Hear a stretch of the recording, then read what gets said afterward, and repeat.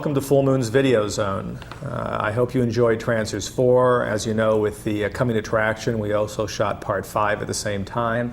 You know, we're doing more and more of that here at Full Moon. When we have a series we really believe in or a project that's very, very strong, we kind of take that extra risk and go forward and shoot 2 pictures at the same time. Of course, we did it with Subspecies 2 and 3, and as you know, Subspecies 3, which is called Bloodlust, is going to be released shortly, and I'm real happy with how it turned out. We're currently shooting a picture called Oblivion. Oblivion is a sci-fi western. As a matter of fact, the copy line is in the year 3031. It's cowboys and aliens. Oblivion 1 will be out theatrically, which will be our second theatrical film, probably around August, September of 1994. Shrunken Heads, our first theatrical film, will be out early next year, probably February, March, and you'll probably have it in your own town sometime during the first 6 months of 1994. And we have Arcade finally. We, at the last minute, decided to upgrade the film. I wasn't really happy with the special effects, so we went back to the drawing board and really rebuilt the entire movie. And I think it turned out real well. So with our 12 Full Moon features that are going to be released practically every month next year, our 2 theatrical films, we're developing a couple of TV series, not to mention Moonbeam, our new fantasy family label. Our plate is really full, and I got to tell you, it's unbelievably exciting. And I'll see you guys on the next edition of the Videozone.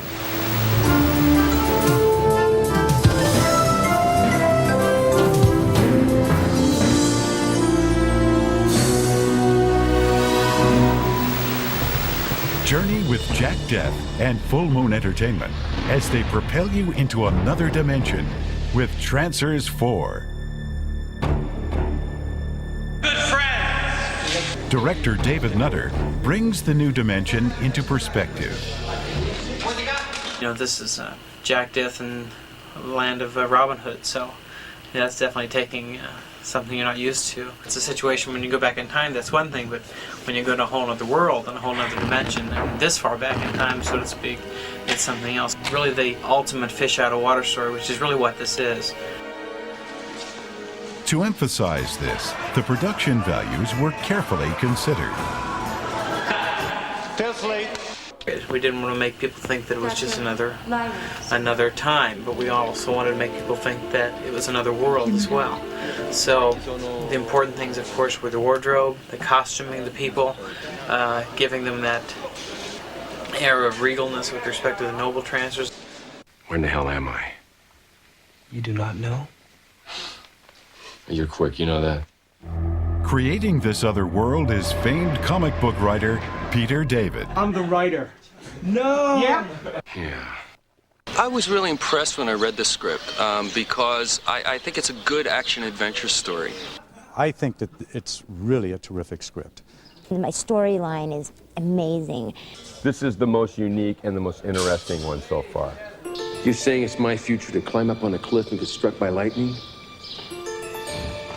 It is your destiny. Yeah, right. Unfortunately, a well-liked script doesn't ensure immortality, as Peter David discovered. I'm the writer. I'm the writer. I'm the writer. He's the one that really created, finally, I feel, a dimension for Jack Death, that Jack Death can be Jack Death. Your name isn't really Jack Death. No, but in my line of work, I don't think anyone would take Maurice Death seriously. Jumping around in time has caused some big changes in Jack's personal life. Ladies, please! The best thing about this one is that Jack Death doesn't have any wives. I don't have to deal with wives, okay?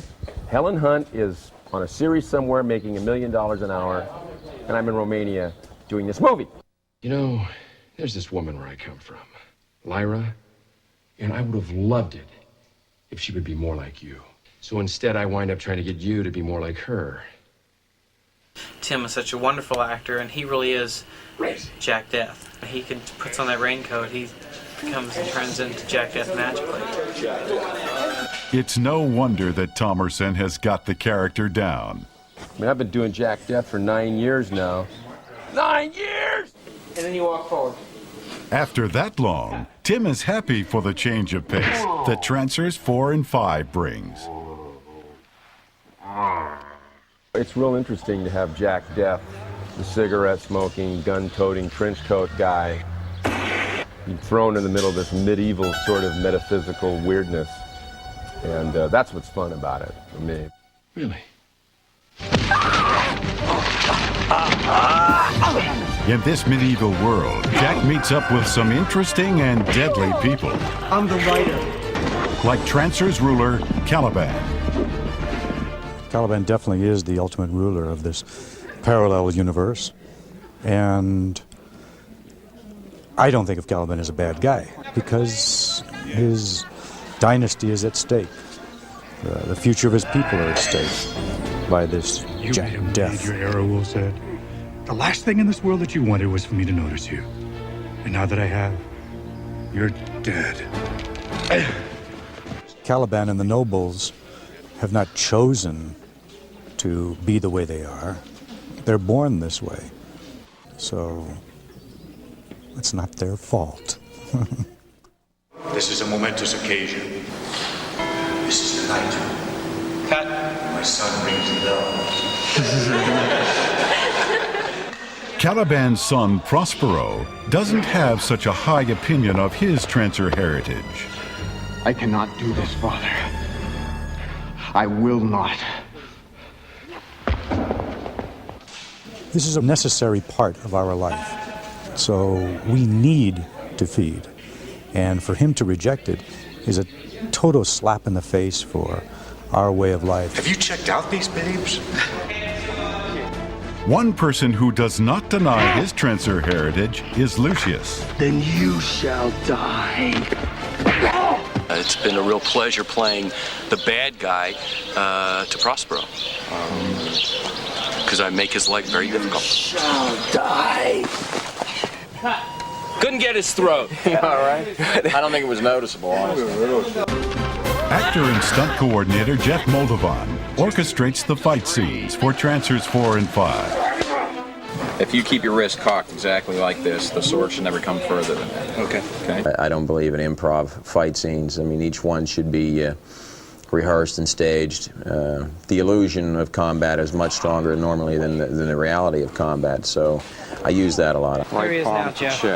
That's the trick, I think, is the illusion of it and staging it properly and walking through it so the actors are comfortable with it and they're in character with it. Then you come out with that big left beat. Right. Although the scenes are coordinated, there's always room for a little improvisation.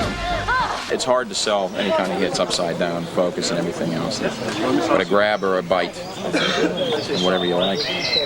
And I wouldn't tell her exactly what I was going to do while she was strung up, but I did say to her that I would give her enough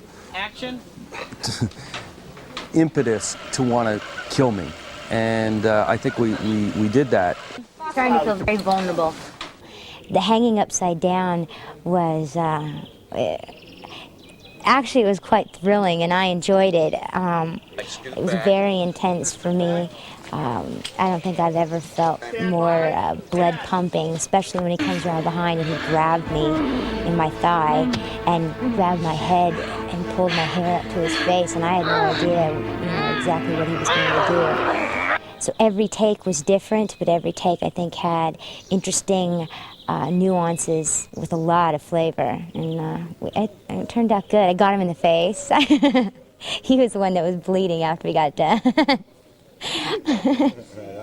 Your adrenaline pumps, it really does, because it's a dangerous thing. You've got 10-pound swords coming at you, and if you miss, there's that element of danger that you feel. I mean, if you miss, you get hurt.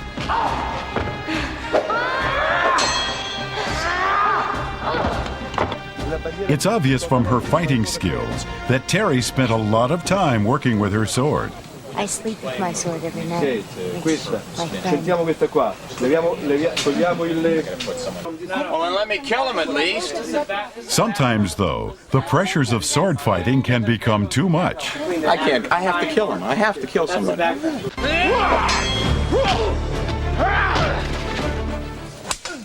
No, you're dead. I'm killing you. It wasn't the kill I wanted, but I have to live with it. And I hear wizards don't die. They're just metaphysically inconvenienced.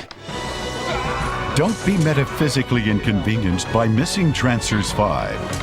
Action. And the return of Caliban. Ignoring a wizard could be hazardous to your health.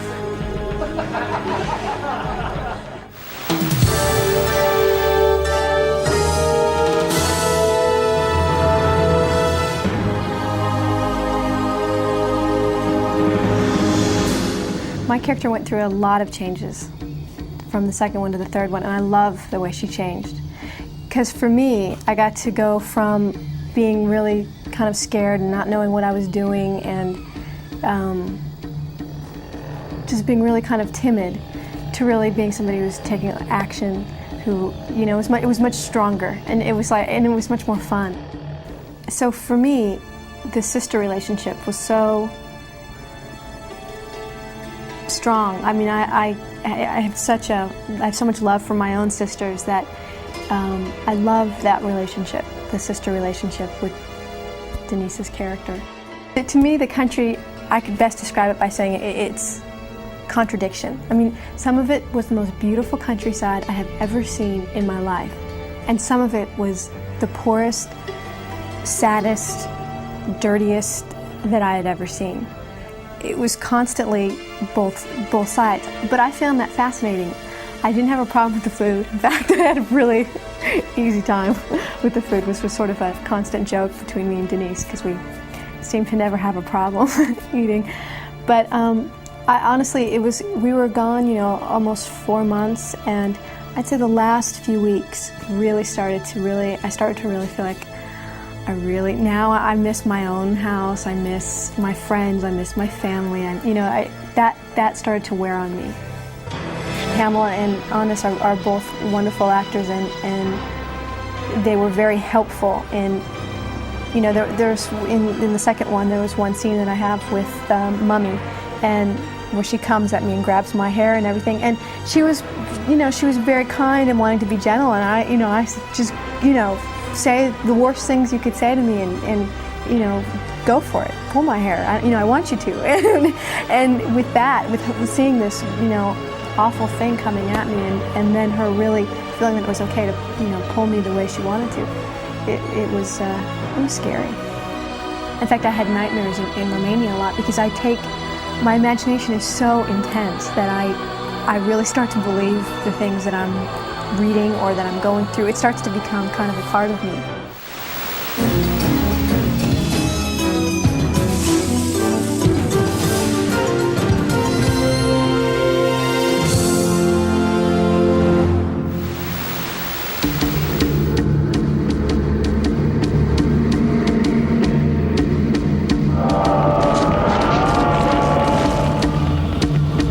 An innocent in a spell of evil.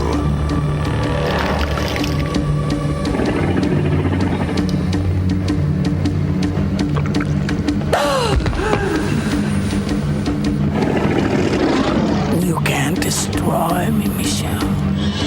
Nothing can. Seduced by a vampire. We together now until the end of time. Who will stop at nothing. You must learn to survive.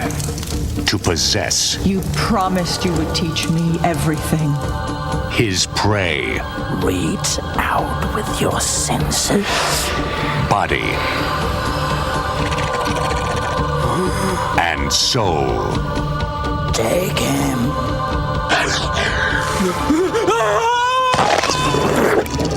They're vampires, Mel. Vampires, Marin.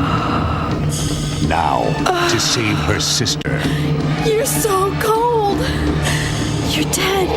A woman will enter a world beyond her worst nightmares. Let there be a bloodbath.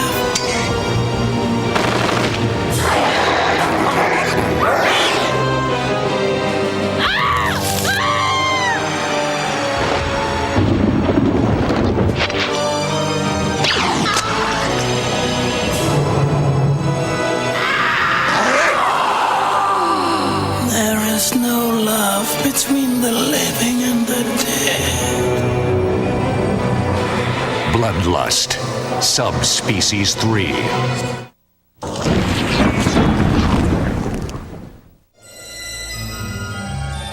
In a hotel on Bodega Bay, a team of scientists will discover a secret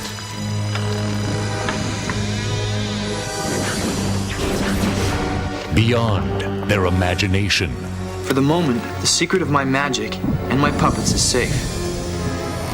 Maybe that's the formula Toulon wrote about. A power that a demon It's showtime. will kill to possess. The magic that gives my puppets life was stolen from a tribe of ancient Egyptian sorcerers who pledged their allegiance to the demon lord Sutek. What Toulon stole from me, we must recover.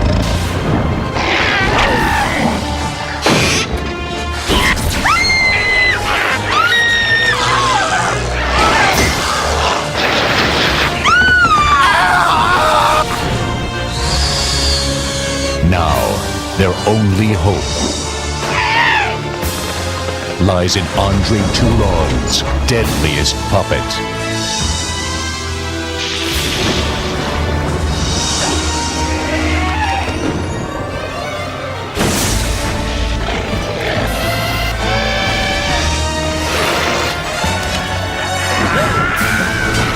I am with you, Puppet Master.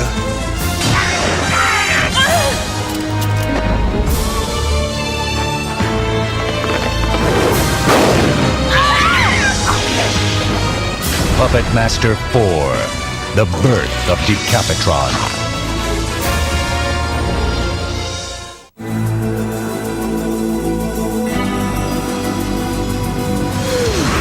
A cop from another world. What's the matter? You never seen a cop before? And a nurse shrunk by aliens. Just the thing to drive G.I. Joe insane. Will you get the hell out of here? Are teaming up with a big partner She's a cop in trouble. for some deadly fun and games. Toys that come to life and kill people to help a demon from hell? Jesus Christ! Not quite, slut. You can go where those toys go. You're the perfect size to help me kick their butts. Let's start off the entertainment, boys. And this time, This is back for another ass kicking. Get the hell away from me!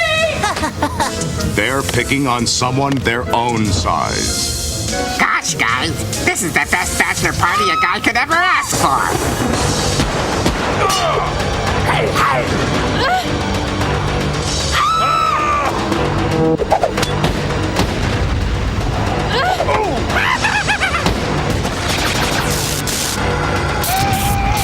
Tim Thomerson, Tracy Scoggins, and Melissa Baer.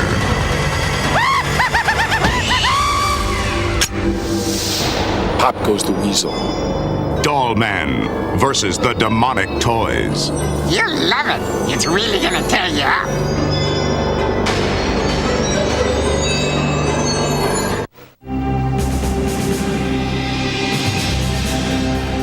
In the ruins of the Soviet Union. Scientists have built the ultimate war machine. A mandroid, piloted by a human soul, capable of destruction beyond imagination.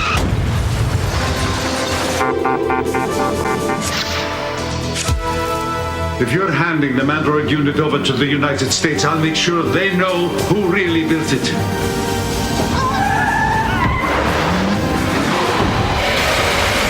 had to be Drago. He's the only one who knows about the Supercon program. And now he has it all. Right now, it is in your best interest to give the formula to me.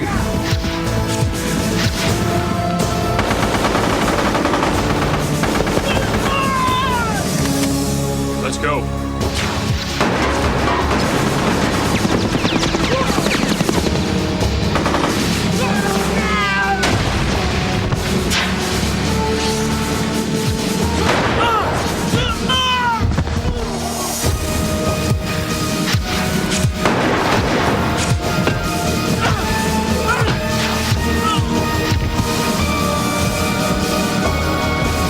Mr. American Scientist. End of the road. Mandroid, its power is in your hands. For more information on how to get Full Moon CDs, comics like Puppet Master and Dollman, calendars, and becoming a fan club member, call the Full Moon Hotline at 1-800-999-9559 or write to Full Moon Entertainment, P.O. Box 526, 8721 Santa Monica Boulevard, West Hollywood, California, 90069. Thanks for watching, and be sure to stay tuned for the next edition of Full Moon's Videozone.